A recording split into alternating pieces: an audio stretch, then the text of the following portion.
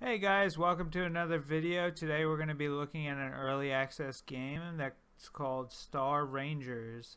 It's a space exploration and construction game that allows players to build habitats and spacecraft and also explore the solar system. It's a multiplayer game. It's got co-op, supposed to have cross-platform, Steam Workshop, but it is early access, so those might not be implemented yet.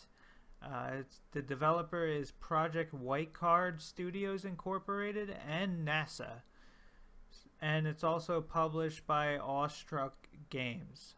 It's on the Steam store right now for $14.99 at 40% off. Its regular price is $24.99. So if you're gonna get it, you might as well get it right now. It's a lot cheaper than 25 bucks. So right now we're looking at the main menu screen, and right away I noticed there is no options menu. But there is an options menu in game, so don't worry about that. So right now we just have join new and credits and quit. So right away we're gonna get into it and check out this game. So as soon as you hit create new, we have character customization here. The character model does look kind of off, but it is early access. You have appearance, classes, and you can delete your character. You can change gender. You can be male or female. You can change the heads, the skin, hairstyle, hair color, eyebrows, facial hair, facial color, all the stuff you would expect. It's not too in-depth. There's no sliders or anything. You can change your country flag down at the bottom. Nothing too crazy. There are quite a few options with the heads and hairstyles and stuff like that, but it's not the greatest, but not really needed because you're in your spacesuit most of the time and you're not really looking at your character. Next up we have the classes. There are 6 classes in all. There's Applied Scientist, Biologist, Commander, Engineer, Geologist, and Pilot. Each class is granted bonus skills such as cheaper companions, boosted research. They're also granted skill points towards their class's profession. I chose the Commander for my playthrough because it says he can dabble in a little bit of all the different classes, so I figured for this playthrough and to show you guys that maybe he would be able to build everything and possibly just construct everything, and it would make it a lot easier for me because it is a multiplayer game and you're supposed to play with a team. The servers do hold, I saw, up to 200 people, but each class does have a certain role and can build certain buildings right away. So it's a good thing to get together with your friends and have a good time in multiplayer. So when you hit continue, you're presented with this screen here with open base and join base. You can join base and join other people's games, but there wasn't anybody really playing, so I didn't go with that. There's a little checkbox here that says test levels. You can try all the different levels. Some of them you're in space, some of them you're already on the planet, so some of them you're floating down to the planet. So I found this one, Moon, and made a little password so no one else would join because I didn't want to be bothered with that. So right away I was like, oh my god, what's going on? And you start out moon travel, like 60 seconds of like passing over the Earth and then going past like space stations and satellites, and it's pretty much just a loading screen for a minute. So you start heading down towards the moon there and you are inside, and the interface is kind of wacky. You can click the icons, the buttons, camera, and exit. You don't want to click exit because you're floating down, but I clicked camera so I could see outside and see how my lander was falling, see if it was falling straight. The first time I did this, it was terrible. I crashed like 50 times because I was in the cockpit view and you just can't see anything, and it was just really weird because I was just thrown into it. What you want to do, you want to keep it at around 15 meters per second in descent, and then let it go down to like 20, 25, and then hit the space bar. The space bar is what does your thrusters. So you just keep doing that over and over, and just keep it around 15 until you eventually land. And right at the bottom, you want to slow it down like a whole bunch, because it might tip over. Sometimes it tips over and explodes and you die before you get out. So just make sure when you're landing that you're landing at, you know, a really, really slow meters per second. So we're getting ready to touch down.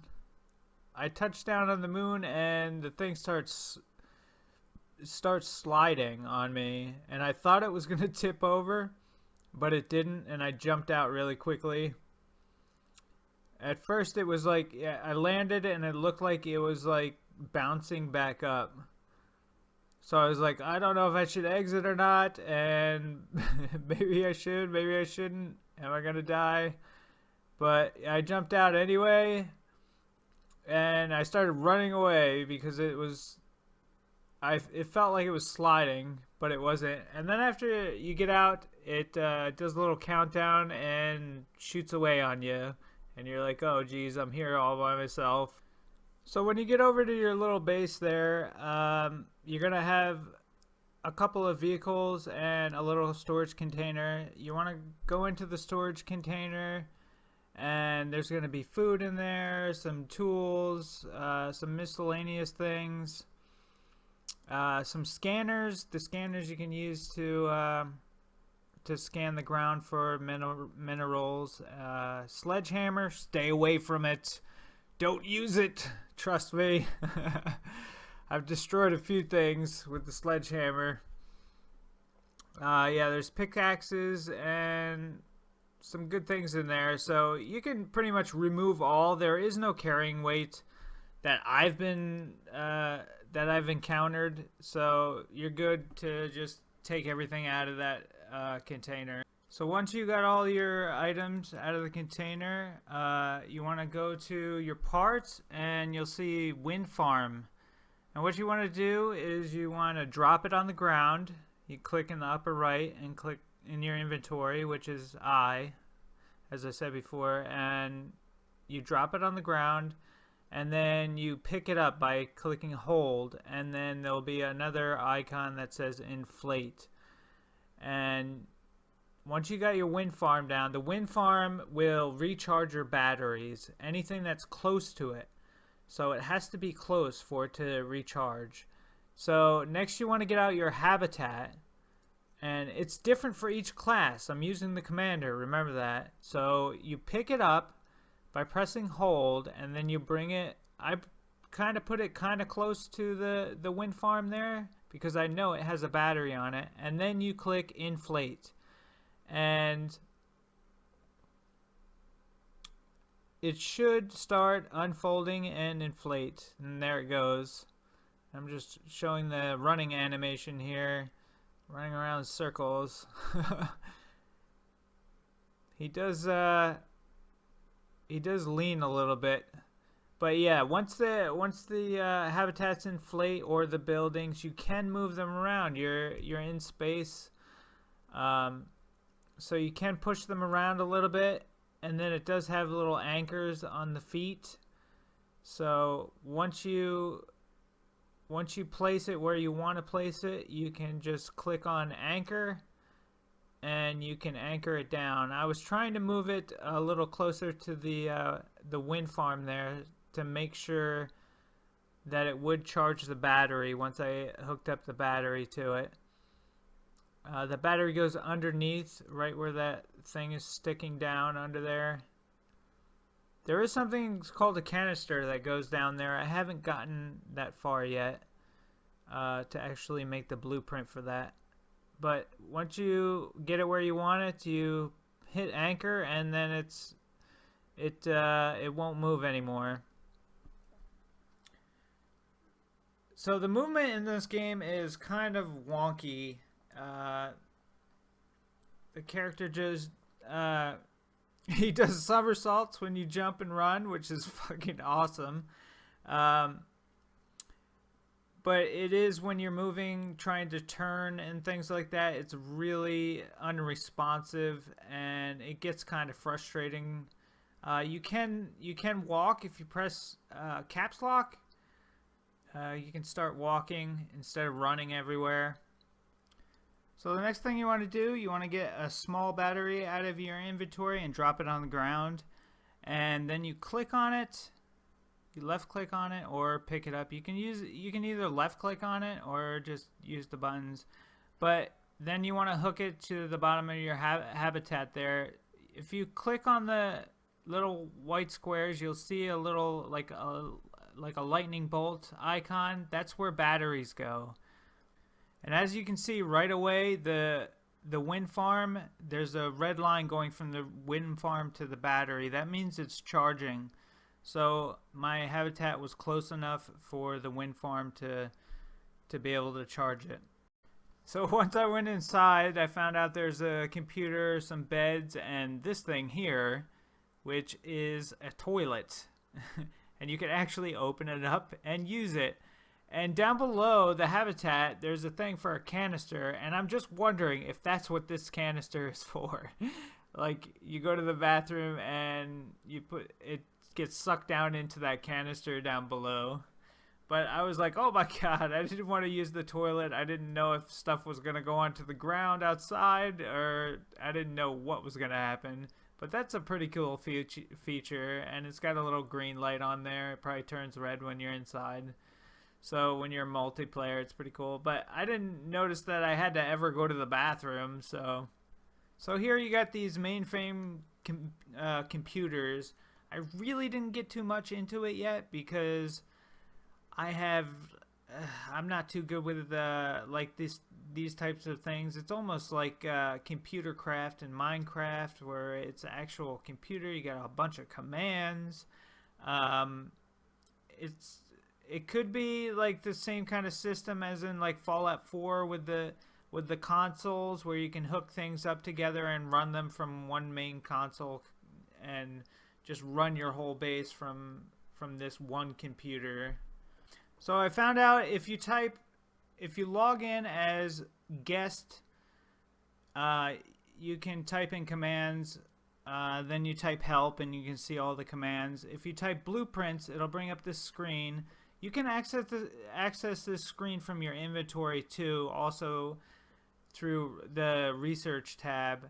And these are all the blueprints. And at the top, you can see numbers going, and they're all increasing. Those are your resource points, or your blueprint points, so you can learn different things. I had so many points. I was just like learning everything. I was just looking through things right here, and you can just learn everything on this particular map.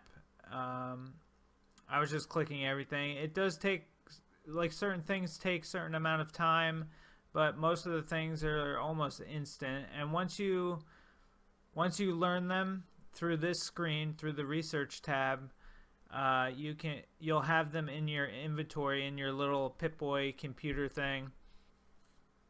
You just go to blueprints on the bottom, and then you can select whatever you're looking for, and it will give you a description of it as far as what it is, how many materials you need for it. It'll show you a little picture, like a little 3D image of what it is, and then under the picture it will show you a description of exactly what it does and what it is. And after you research some things, you want to go out and get some resources. And how you do that is you equip your scanner through your inventory. You hit the little scan button, and it will scan whatever minerals you select and tell you what percent is in the ground near you. I wanted to start out with the drill factory, which gets minerals automatically, and I was looking for silicone and couldn't find it on the list, and it wasn't on the scanner. I think it's called scanner MK2 or something. It wasn't on that list either. A scanner Mark II, that's what it is. And it wasn't on that list either. So I just started mining right away, and eventually I got silicone. So it's one of those random drop resources. So to start mining, you just equip your pickaxe through your inventory, and then you click the little red button in the middle of your screen there, and you'll start mining resources. And the cool thing about mining resources, you can just spam click the button and a whole bunch of resources will just pop up really quickly. And then all you have to do when you're finished mining is run around and they will get sucked up. You can click on them, but running around and having everything suck up to you is a lot more fun. So once you have all your materials, you want to go over to this vehicle here, which is a 3D printer. It's like a mobile one. You select what you want to build and click print at the top, and it will appear in your inventory. And then you just go to your inventory, your little Pip-Boy, and you find it in your inventory, and then you can drop it on the ground, just like I do here. So we unequip my pickaxe, and then we go to parts, drill factory, and we drop it on the ground, and it starts floating away from you like crazy all over the place. And yeah, it was kind of buggy, so I grabbed it midair, and then you place it down and activate it. And it does do some drilling, but in order for it to actually work, you have to put a storage container on it, or it will not. Like, I figured it would pop out some minerals, just fly them all over the place, but it didn't even do that, so you have to actually hook on a storage container to it. So I just went over to one of the random storage containers and I took everything out of it. You can just click remove all and it will empty the entire thing into your inventory. And then I picked it up. You can click hold and pick it up, carried it over there. I had to set it down first before I could actually attach it, and then click on it with my mouse so it turns green, and then you can click the white square and it will attach on there. The drill does move around when you run into it, which is kind of weird. So it's not, and it didn't have anything to anchor it down, so I was like testing it out running into it, and it was kind of moving around, which was really odd because I was worried that it was gonna float away or something was gonna hit it. Now the minerals don't go in there automatically. You have to wait a little while, so yeah, it takes about maybe 5 minutes. And the odd thing is that things appear in there that are not minerals. I was picking up like scanners and just a whole bunch of weird stuff that wouldn't come up from a drill. So the next building I built was Wheatley Habitat, and this building's kind of small, so you don't really need to put it too far away from the wind farm. It only had one thing in it that was really important to me, and that was a seed dispenser, and it came with rations in it. And as you can see in the bottom left, I am losing food. The green bar is your health, the yellow bar is your food. On the right side, the pink bar is I don't know, and the blue bar on the bottom is, it says O2, but there is like temperatures in the game, and I was at a point where it was really cold. It was dark out. I guess the sun was on the other side of the moon, and my suit was taking damage and I was losing blue bars. So once I had this building built, I anchored it down. I didn't think it needed a battery, but it does use a battery under the first little part there under the door. and I found that out by dropping a battery inside the building and just selecting the battery, because I thought the seed dispenser needed a battery on it to work. And I clicked on the battery to, make it green, and I saw a little white square, but it was down underneath the building. So it does require a battery.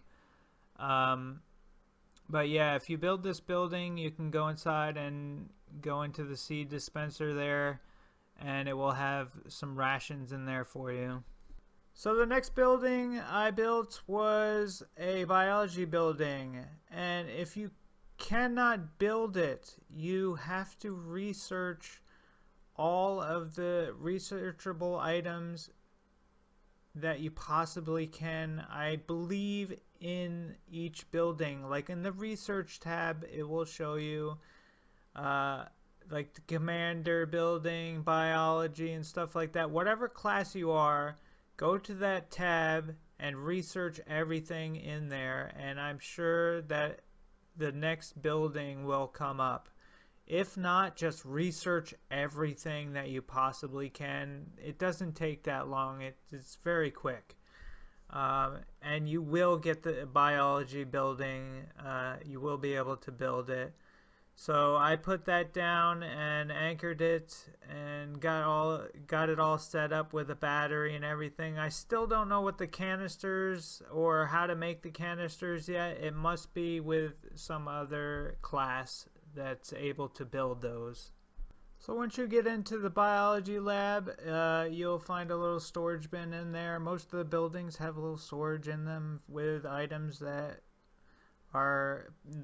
pertain to that building.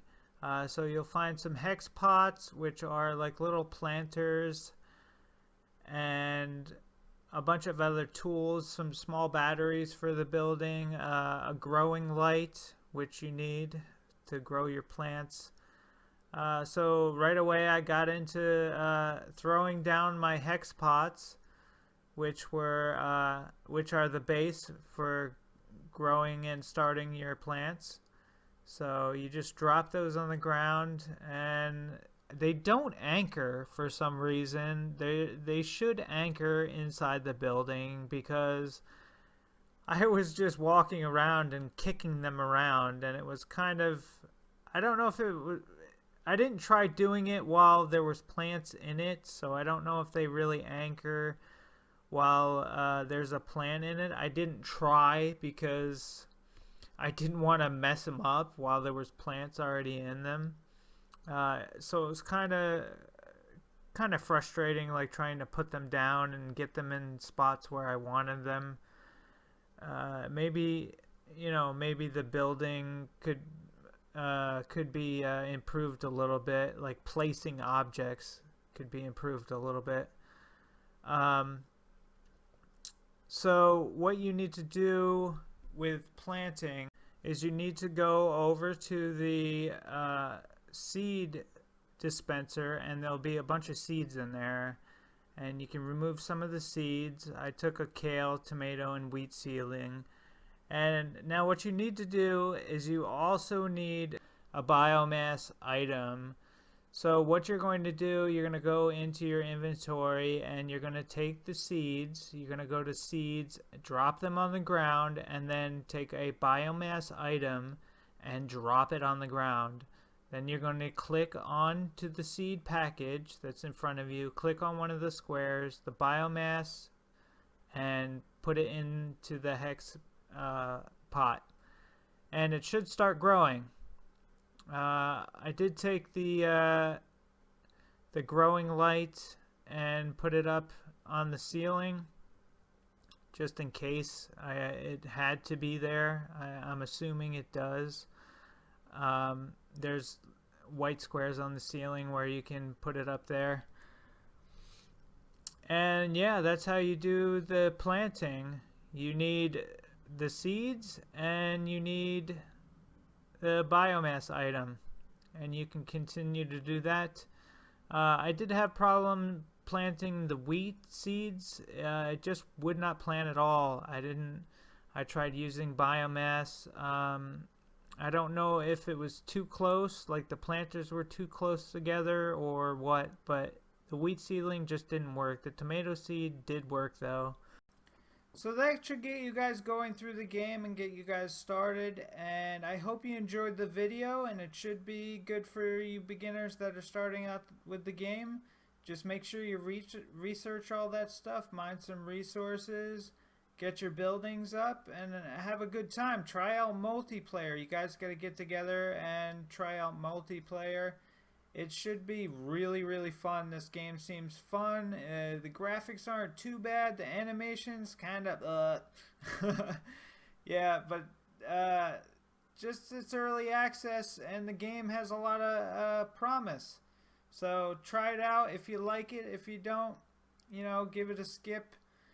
But thanks for watching, and make sure you guys subscribe, like, and don't forget to comment too on anything that you thought I missed in the game or anything you liked about the game.